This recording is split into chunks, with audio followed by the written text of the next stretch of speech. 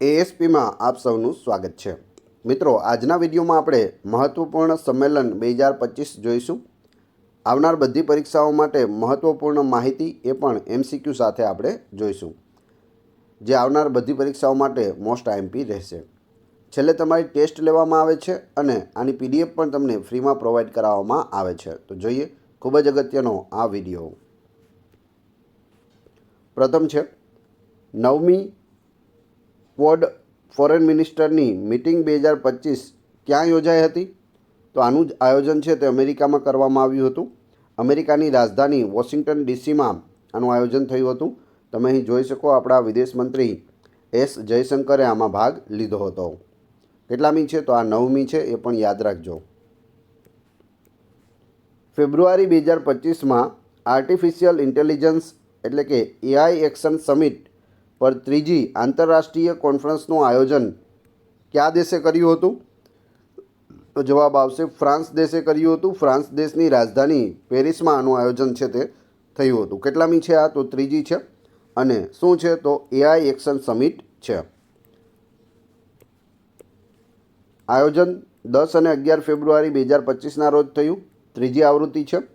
અધ્યક્ષ પદે ફ્રાન્સ અને ભારત બંને રહ્યા હતા. ફ્રાન્સના રાષ્ટ્રપતિ ઇમેન્યુઅલ મેક્રોન અને ભારત તરફથી નરેન્દ્ર મોદી. કોણે ભાગ લીધો હતો? નરેન્દ્ર મોદીએ ભાગ લીધો હતો. 2025માં છઠ્ઠી બિમસ્ટેક સમિટ કયા દેશમાં યોજાઈ હતી? છઠ્ઠી બિમસ્ટેક જે સમિટ છે તે થાઈલેન્ડમાં યોજાઈ હતી. ઓપ્શન સી સાચો જવાબ છે. તમે અહીં આપણા વડાપ્રધાનને પણ જોઈ શકો, ભારત તરફથી તેઓએ ભાગ લીધો હતો.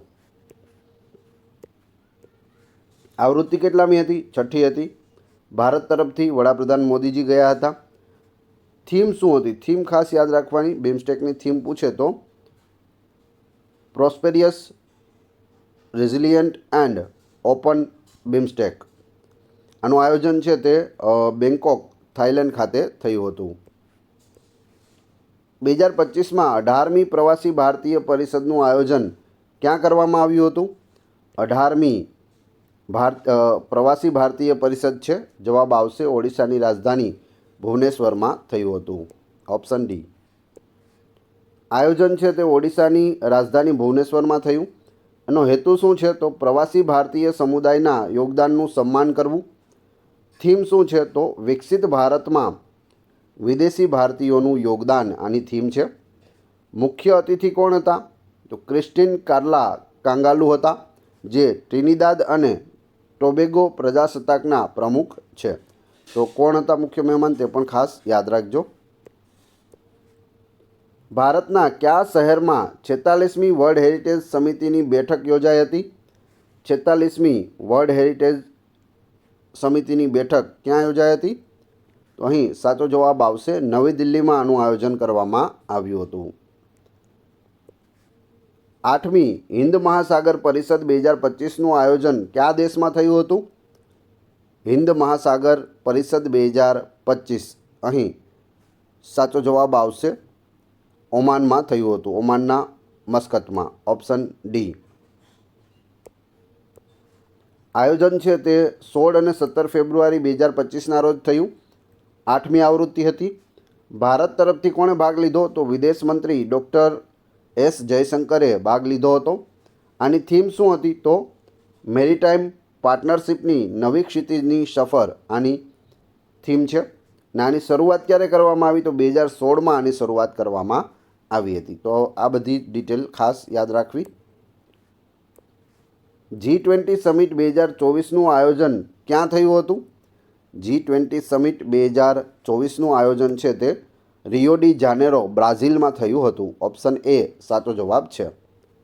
આમાં પણ આપણા વડાપ્રધાને ભાગ લીધેલો. તમે અહીં જોઈ શકો, સેન્ટરમાં વડાપ્રધાન છે. અગત્યની ડિટેલ જોઈ લઈએ. આનું આયોજન 18-19 નવેમ્બર 2024ના રોજ થયું હતું. 19મી આવૃત્તિ હતી. અધ્યક્ષતા બ્રાઝિલ દ્વારા કરવામાં આવી હતી અને બ્રાઝિલના પ્રમુખ કોણ હતા? લુલા દા સિલ્વા. લુલા દા સિલ્વા છે તે હતા. આની થીમ શું હતી? તો થીમ છે building a just world and a sustainable planet. Bharat તરફથી નરેન્દ્ર મોદીએ ભાગ લીધો હતો. અને 2025માં યજમાન કોણ હશે? તો જોહાનિસબર્ગ, દક્ષિણ આફ્રિકામાં આનું આયોજન 2025માં કરવામાં આવશે. તો બધી જ ડિટેલ ખાસ યાદ રાખવી. મિત્રો, વિડીયોનું કન્ટેન્ટ તમને સારું લાગી રહ્યું હોય, વિડીયો પસંદ આવી રહ્યો હોય તો વિડીયોને લાઇક અવશ્ય કરી દેજો. ચેનલ ઉપર નવા હોય તો ચેનલને સબસ્ક્રાઈબ કરવાનું ના ભૂલશો, જેથી આગળ પણ આપને સારા સારા વિડીયો મળતા રહે. G7 સમિટ 2024નું આયોજન કયા દેશમાં થયું હતું?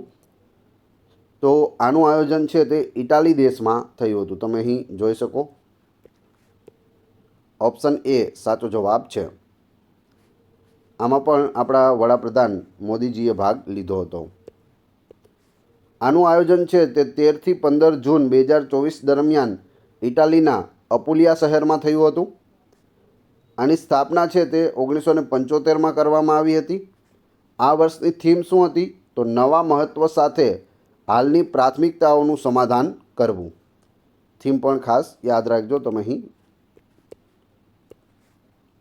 24મી શાંઘાઈ કોઓપરેશન ઓર્ગેનાઇઝેશન એટલે કે SCO સમિટ 2024નું આયોજન ક્યાં કરવામાં આવ્યું હતું? તો આનું આયોજન છે તે અસ્તાના, કઝાકિસ્તાનમાં કરવામાં આવ્યું હતું. ઓપ્શન ડી સાચો જવાબ છે. આની સ્થાપના 2001માં થઈ હતી. મુખ્ય મથક છે તે બેઇજિંગ, ચીનમાં આવેલું છે. SCOનું પૂરું નામ પણ પૂછાયેલું છે. શું થશે? શાંઘાઈ કોઓપરેશન ઓર્ગેનાઇઝેશન, SCOનું પૂરું નામ થાય છે.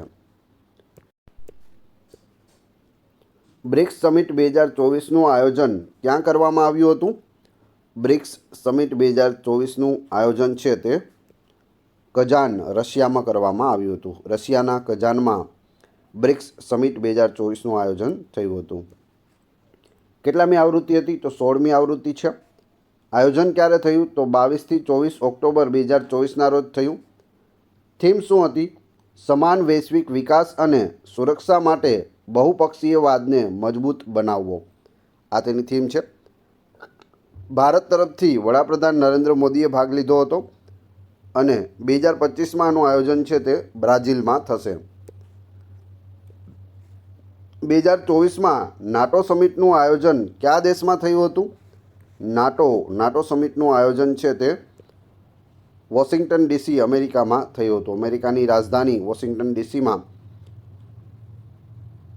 આનું આયોજન છે નાટોનું તે કરવામાં આવ્યું હતું. આયોજન છે તે 9થી 11 જુલાઈ 2024ના રોજ થયું. આનું મુખ્ય મથક છે તે બ્રસેલ્સ, બેલ્જિયમમાં આવેલું છે. સ્થાપના 4 એપ્રિલ 1949ના રોજ થઈ હતી. સભ્ય દેશો, આમાં 32 સભ્ય દેશો છે, જેમાંથી 30 યુરોપિયન અને 2 ઉત્તર અમેરિકાના દેશો છે. આના પ્રમુખ છે તે માર્ક રૂટે છે. નાટોનું ફૂલ ફોર્મ શું થશે? North Atlantic Treaty Organization. નાટોનું પૂરું નામ પણ પૂછાયેલું છે, તો આ પણ ખાસ યાદ રાખવું. North Atlantic Treaty organisation.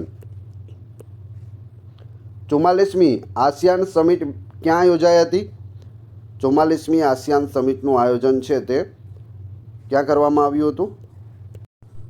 Laos ખાતે કરવામાં આવ્યું હતું. ઓપ્શન એ સાચો જવાબ પડશે.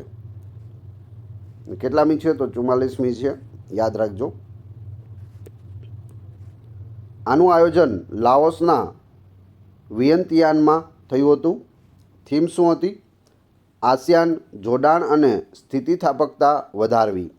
આસિયાનમાં જોડાણ અને સ્થિતિસ્થાપકતા વધારવી એની થીમ છે. સ્થાપના 8 ઓગસ્ટ 1967ના રોજ થઈ હતી. મુખ્ય મથક છે તે જકાર્તા, ઇન્ડોનેશિયામાં આવેલું છે. એશિયન એ દક્ષિણ પૂર્વ એશિયાઈ રાષ્ટ્રોનું સંગઠન છે. એશિયનનું પૂરું નામ પણ અહીં આપેલું છે. Association of South East Asian Nations એ આસિયાનનું પૂરું નામ થાય છે. Global textile expo Bharat Tex 2024નું આયોજન ક્યાં કરવામાં આવ્યું હતું? તો આનું આયોજન છે તે નવી દિલ્હીમાં કરવામાં આવ્યું હતું. Global textile expo Bharat tax 2024 નવી દિલ્હી. આનું ઉદ્ઘાટન વડાપ્રધાન નરેન્દ્ર મોદી દ્વારા કરવામાં આવ્યું હતું. આયોજન 26 ફેબ્રુઆરી એ નવી દિલ્હીમાં થયું હતું. આયોજક કાપડ મંત્રાલય દ્વારા આનું આયોજન કરવામાં આવ્યું અને આમાં 100થી વધુ દેશોએ ભાગ લીધો હતો. કયો દેશ ક્વાડ સમિટ 2025નું આયોજન કરશે? ક્વાડ સમિટ 2025નું આયોજન છે તે ભારત દેશ કરશે. ઓપ્શન બી સાચો જવાબ છે. તમે અહીં જોઈ શકો ભારતમાં છે તે આનું આયોજન કરવામાં આવશે. ક્વાડ એ 4 દેશોનો સમૂહ છે જેમાં ઓસ્ટ્રેલિયા, ભારત, અમેરિકા અને જાપાનનો સમાવેશ થાય છે. આનો ઉદ્દેશ્ય શું છે? તો ઇન્ડો પેસિફિક ક્ષેત્રને કોઈપણ બાહ્ય શક્તિના પ્રભાવથી મુક્ત રાખવા માટે નવી વ્યૂહરચના બનાવવી એનો ઉદ્દેશ્ય રહેલો છે. ક્વાડનું પૂરું નામ શું થશે? Quadrilateral security dialogue. તો એ પણ યાદ રાખજો પૂરું નામ. હવે તમારી ટેસ્ટ જે આપણે વિડીયો જોયો તેમાંથી તમને અહીં પ્રશ્નો પૂછવામાં આવે છે જેનો જવાબ તમારે કોમેન્ટ બોક્સમાં આપવાનો છે, જેથી મને ખ્યાલ આવે કેટલા લોકો વ્યવસ્થિત વિડીયો જુએ છે. વિડીયો જોતાં પહેલાં વિડીયોને તમે લાઇક, કોમેન્ટ, શેર અને સબસ્ક્રાઈબ કરવાનું ના ભૂલશો, જેથી આગળ પણ આપણે સારા સારા વિડીયો મળતા રહે. ટેસ્ટમાં પ્રથમ પ્રશ્ન છે, 2025માં છઠ્ઠી બિમસ્ટેક સમિટ કયા દેશમાં યોજાઈ હતી? 4 ઓપ્શન આપેલા છે, ફોટોઝ પણ આપેલો છે. 2025માં 18મી પ્રવાસી ભારતીય પરિષદનું આયોજન ક્યાં કરવામાં આવ્યું હતું? અને ત્રીજું છે, 8મી હિન્દ મહાસાગર પરિષદ 2025નું આયોજન કયા દેશમાં થયું હતું? ત્રણેના ક્રમશઃ કમેન્ટ બોક્સમાં જવાબ આપી દેજો. આ વિડીયોની ફ્રીમાં PDF મેળવવા માટે તમે ટેલિગ્રામ અને વોટ્સઅપ ગ્રુપમાં જોડાઈ શકો છો, જેની લિંક ડિસ્ક્રિપ્શનમાં આપેલી છે. ત્યાં તમને રોજે રોજ નવી અપડેટ અને નવી PDF મળતી રહેશે. આ ચેનલ ઉપર ઘણા બધા વિડીયો અવેલેબલ છે. તમે ચેનલના નામ ઉપર ક્લિક કરી વિડીયોમાં જઈ બધા જ વિડીયો જોઈ શકો છો. Thanks for watching my video.